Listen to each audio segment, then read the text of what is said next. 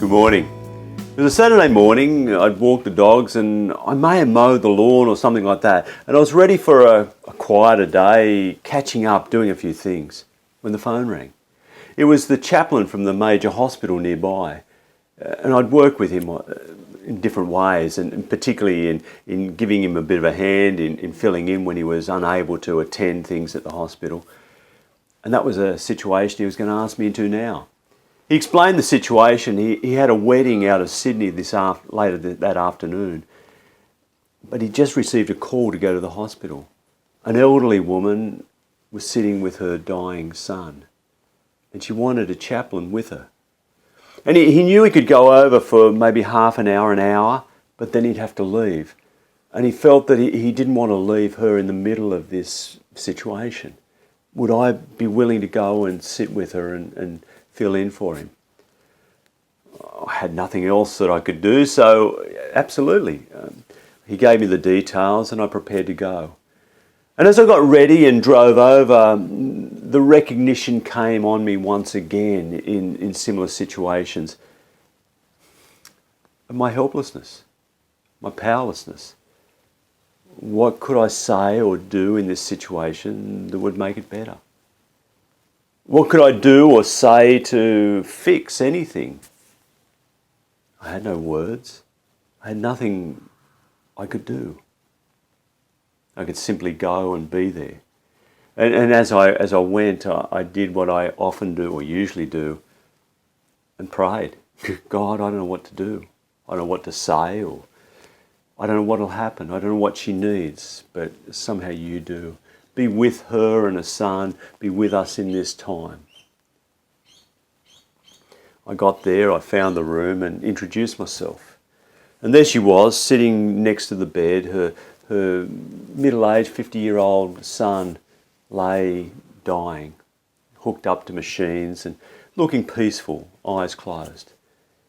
She explained the situation. Her son had lived his whole life with physical and intellectual disabilities. They pumped him full of different kinds of medicines over the years to stop seizures and other things, to make life easier and more comfortable for him. And they warned that in time, these medicines that helped him would also do damage to his vital organs and he would die. And that's what was happening now. The medicines that had helped him through his life were now really killing him. As we sat there, she held his hand and wiped his brow. She spoke to him at different times when his eyes opened, reassuring words in a familiar voice. The mother who had loved this son all his life and tended and cared for him. As we sat there, she shared stories of their life together with her late husband, the things they'd done, the hardness of their life in caring for this son, but the beauty and wonder, the love they shared and he gave back. All the things that they did. Doctors and nurses came and went, gently observing and keeping an eye on things, making sure he was comfortable and peaceful. In that room, we came face to face with life and death. In that room, in that space, as I've experienced in many other times, similar times,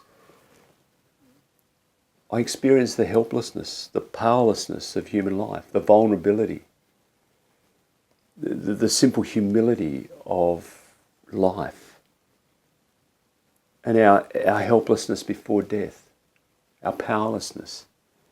There is nothing we can do as we or one we love enters into this journey, into this mystery of dying. In that moment, in that space, the mother could love her son only by sharing kind words, reassuring words, holding him, inviting me to pray and bless him and her. Doctors came and go and did what they could, using what skill they had. But no one could change the situation as he drifted into the mystery of death. And whatever it is that lies beyond, we don't know, we don't understand it. It's a solitary journey we make.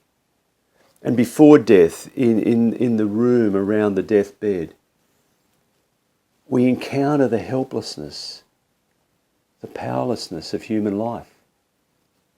That there is nothing we can do ultimately to lift ourselves out of the reality of living and dying.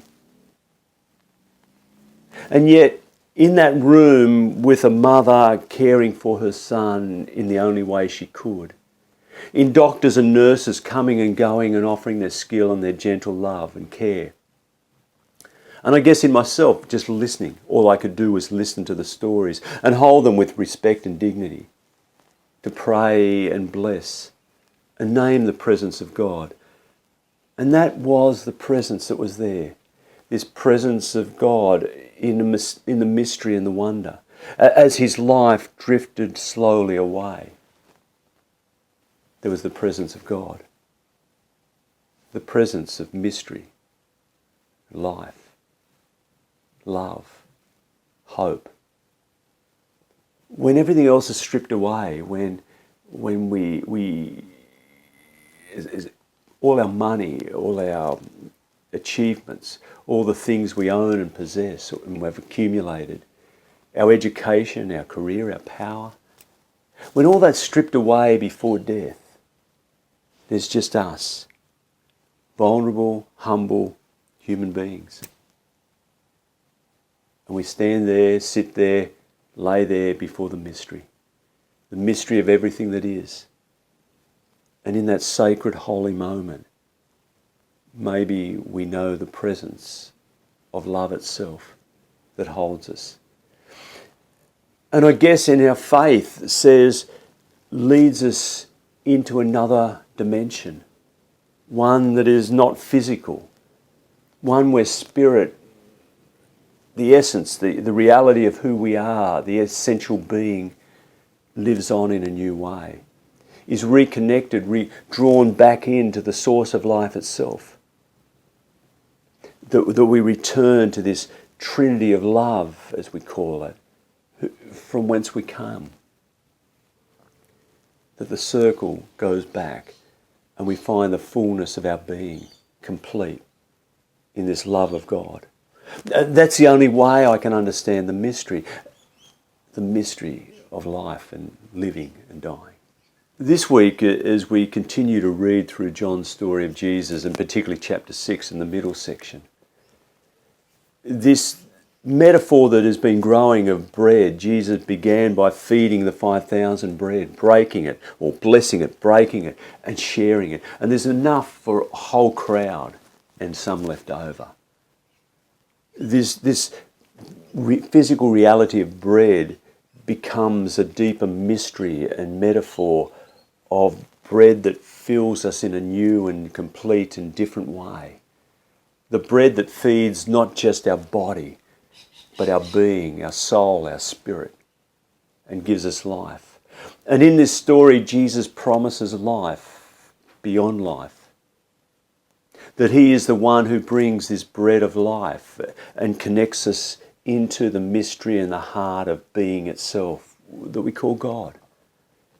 I and the Father are one. He is in me and I am in him, and all that circular poetic language. And here in this story, he says, your ancestors fed on manna in the wilderness. They got bread, physical bread, but they still died. He refers to the Jewish leaders of his time. They have the law and the prophet and the power and the might, and they know things. They have the bread of knowledge, of power, of position, of authority, but they'll still die. The bread I give will give you life. Even though you die, you will live in a new way. But not only that, you will live now more truly and deeply and fully, because the bread I give invites you into the depths of humanity, your human being, deeper and more truly human. It invites you to be who you are, to let go of the pretensions To let go of the things you grasp after.